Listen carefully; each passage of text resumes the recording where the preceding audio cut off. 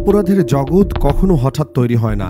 সময়, সুযোগ, ক্ষমতা, লড়াই, রাজনৈতিক পালাবদল আর সমাজের ফাঁকফোকর মিলেই জন্ম নেয় কিছু ভয়ঙ্কর চরিত্র, যাদের নাম ইতিহাসের অন্ধকার গহ্বরের গভীর দাগ কেটে রেখে যায়।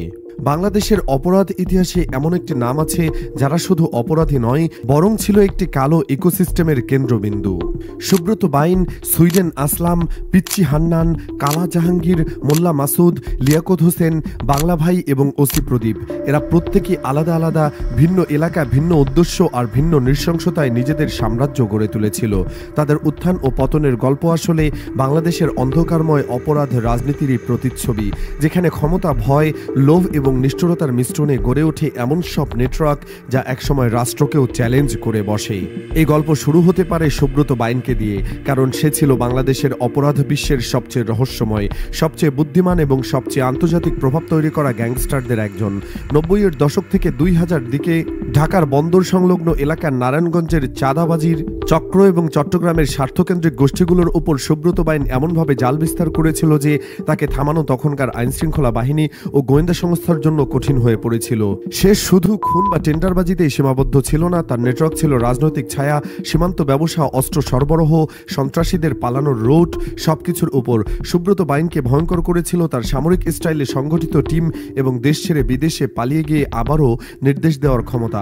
শেষ পর্যন্ত ভারতে গ্রেপ্তার হওয়ার পর দুই দেশের তদন্তে উঠে আসে যে বাংলাদেশে তার নেটওয়ার্ক ভেঙে গেলেও সীমান্ত পারের অপরাধীদের সঙ্গে তার যোগাযোগ ছিল অত্যন্ত শক্তিশালী।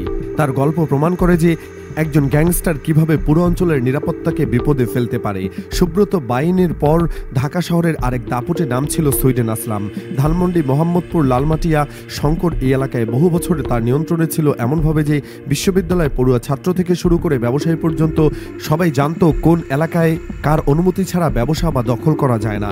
সুইডেন আসলামের সবচেয়ে বড় চালিকা শক্তি ছিল তার লোকবল। সে তৈরি করেছিল কয়েক ডজন হিটম্যানের টিম, যারা চোখের পলকে হামলা চালাতে পারত, এমনকি যানজটের ভেতরে থেকেও গাড়ি থামিয়ে খুন করে চলে যেতে পারত। চাঁদাবাজি, সন্ত্রাস, প্রভাবশালী ব্যক্তিদের নিরাপত্তা, চাঁদা, মাদক চলাচলের রুট সবকিছু নিয়ন্ত্রণে রেখে সে হয়ে ওঠে ঢাকার বড় ডনদের একজন। তার বিরুদ্ধে একাধিক হত্যা, চাঁদাবাজি এবং অস্ত্র মামলার পর অবশেষে আইনশৃঙ্খলা বাহিনীর অভিযানে তার সাম্রাজ্য ভেঙে পড়ে।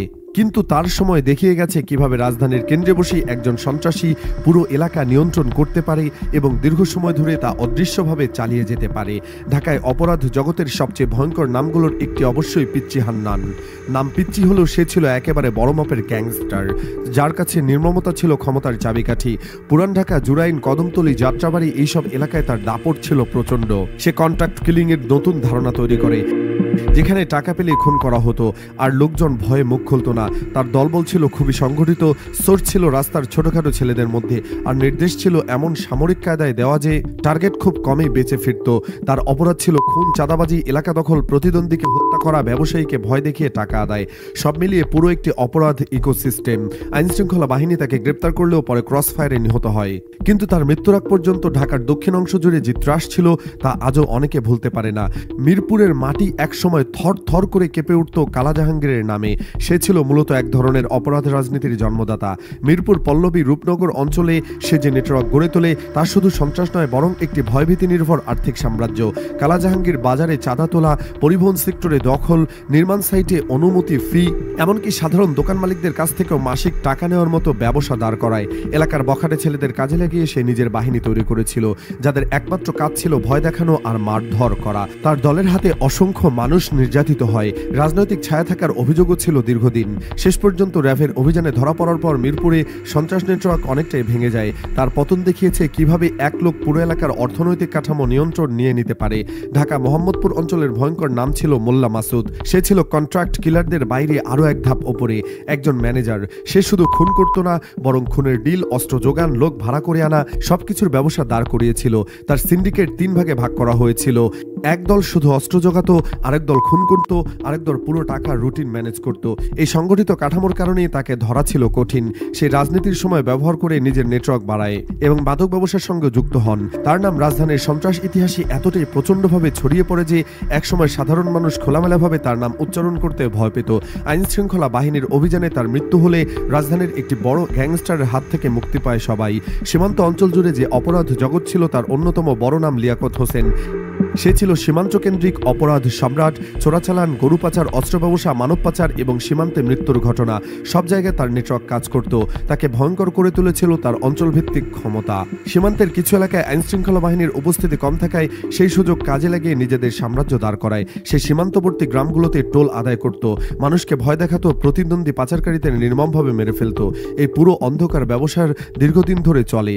শেষ পর্যন্ত কঠোর অভিযানে তার নেটওয়ার্ক ধ্বংস হয়ে যায়। তার উপস্থিতি দেখিয়েছে এক ধরনের অপরাধ যা শহরের আলোয় নয় বরং সীমান্তের অন্ধকারে জন্ম নেয়। বাংলাদেশের সবচেয়ে ভয়ঙ্কর নামগুলোর তালিকা আলাদা করে জায়গা করে নিয়েছে বাংলা ভাই জঙ্গি নেটওয়ার্কের নৃশংস পরিচয়। 2004 সালে উত্তর পশ্চিমাঞ্চলে সে যে জিএমবি বাহিনী নিয়ে শুদ্ধি অভিযানে নামে সাধারণ মানুষকে চরম নির্যাতন করে তা গোটা দেশকে হতবাক করে দেয়। লাঠি, আগ্নেয়াস্ত্র, মুখোশধারী দল, গ্রামের মানুষকে জোর করে জঙ্গিবাদের নিয়োগ, বোমা হামলার প্রস্তুতি, বিস্ফোরক বানানো সবকিছুর কেন্দ্রবিন্দুতে ছিল বাংলা ভাই। তার উত্থান দেখিয়েছে যে অপরাধ শুধু অর্থভিত্তিক নয়, কখনো কখনো আদর্শ ও উগ্রবাদও দেশকে কাঁপিয়ে দিতে পারে। পুলিশের বিশেষ অভিযানে তাকে ধরা হয় এবং পরবর্তীতে ফাঁসি কার্যকর করা হয়। তার গল্প দেখায় একটি জঙ্গি নেটওয়ার্ক কত দ্রুত সাধারণ মানুষের জীবন তছনছ করে দিতে পারে। সবশেষে আছে এক ভিন্ন ধরনের নাম, ওসি প্রদীপ। পুলিশ কর্মকর্তা হয়েও সে টেকনাফ কক্সবাজার এলাকায় এমন এক ক্রসফায়ার সাম্রাজ্য তৈরি করে যেখানে প্রতিটি অপারেশনকে ব্যবহার করা হতো ভয় দেখানো, টাকা আদায় করা এবং অপরাধ নিয়ন্ত্রণের নামে নতুন অপরাধ সৃষ্টি করার জন্য। তার নামে অভিযোগ ছিল মাদক কারবারিদের কাছ থেকে টাকা আদায়, নিরীহ মানুষকে ধরে এনে ক্রসফায়ারের ভয় দেখিয়ে চাঁদা নেওয়া এবং এলাকায় এক ধরনের ট্রাস্ট সৃষ্টি করা। কর্মকর্তা হয়েও সে তৈরি করেছিল ব্যক্তিগত বাহিনী যারা মাদক এবং চাঁদাবাজির চক্রের সঙ্গে যুক্ত ছিল। পরবর্তীতে একটি বহুল আলোচিত হত্যা মামলার পর তাকে দোষী সাব্যস্ত করা হয়। ওসি প্রদীপ প্রমাণ করেছে ইউনিফর্ম থাকলেও যদি নৈতিকতা না থাকে তবে একজন আইনরক্ষকও ভয়ঙ্কর অপরাধী হয়ে উঠতে পারে। এই 8 জনের গল্প মিলিয়ে যে বাস্তবতা সামনে আসছে তা হলো অপরাধ কখনো একা গড়ে ওঠে না। সমাজের দুর্বলতা, রাজনৈতিক প্রভাব, প্রশাসনিক অদক্ষতা, আর্থিক লোভ এবং ক্ষমতার প্রতিযোগিতা সব মিলিয়ে এমন এক অন্ধকার জগৎ তৈরি করে যেখানে সুব্রত বাইন থেকে শুরু করে বাংলা ভাই পর্যন্ত সবাই নিজেদের সময়কে ব্যবহার করেছে। বাংলাদেশ এসব নামের মধ্য দিয়ে দেখেছে কিভাবে একজন মানুষের অপরাধ অন্য মানুষের জীবন দশকের পর দশক আতঙ্ক তৈরি করতে পারে। ইতিহাসে এই নামগুলো থাকবে কিন্তু শিক্ষা থাকবে আরো বড়, যাতে ভবিষ্যতে নতুন কোনো সুব্রত বাইন বা পিচ্চি হান্নান উঠে আসতে না পারে, নতুন কোনো কালা জাহাঙ্গীর বা ওসি প্রদীপ গড়ে না ওঠে এবং দেশ কখনো এমন অন্ধকার অধ্যায়ের মুখোমুখি না হয়।